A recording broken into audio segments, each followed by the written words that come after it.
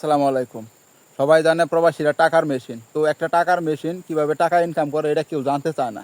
তো আমি আপনাদের আজকে দেখাবো একজন টাকার মেশিন কতটা কষ্ট করে টাকা ইনকাম করে এবং কত ঘন্টা ডিউটি করে। একজন প্রবাসী ৮ ঘন্টা ১০ ঘন্টা ডিউটি করার পর যখন তারা রুমে যায় তখন ক্লান্ত শরীর নিয়ে তাদের আর মন চায় না যে তারা ভাতটা পাকায় খায় বা তরকারি পাকায় খায়।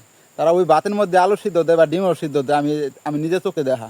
এই যে একজন প্রবাসী দেখতেছেন, এ কিন্তু ১০ ঘন্টা ডিউটি করে যখন রুমে গেছে মনে হয় না ভাত পাকায় ঠিক মতো খাইছি, তার কারণে কিছুক্ষণ কাম করার পরে তার শরীরে ক্লান্তি এসে পড়ছে, তারপরে এই যে ঘুমাই পড়ছে। ওই যে আরেকজন দেখে গেছেন এ কিন্তু নিদির ঘুমাই পড়ছে।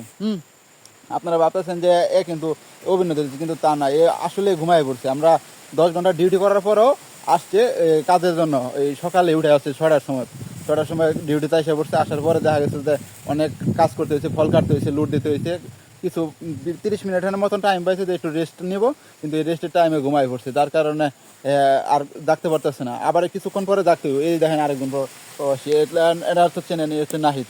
নাহিদ নাহিদ নাহিদ কটার সময় ডিউটিতে গেছিলা? কালকে সন্ধ্যা ৬টার সময় ডিউটিতে গেছে, ডিউটি থেকে রুমে গেছে। ডিউটি থেকে রুমে যাওয়ার পর ভাত পাকাইছে, ভাত পাকায় তরকারি পাকায় খাওয়া দাওয়ার পর দেখা গেছে রাত বাজে দেখা ১০টা বা মাঝে মধ্যে ১১টাও বাজে শোয়ার টাইম যেতে যেতে।